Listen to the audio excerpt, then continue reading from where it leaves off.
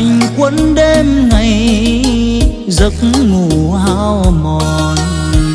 Từ miền xa xôi dấu chân khắp nẻo, sông hồ đã quen tên, đồng bằng in dấu giày. Thích nghe nhạc tình và giọng ca nao nùng đã gửi cho đời. Nhiều lần chiếm bao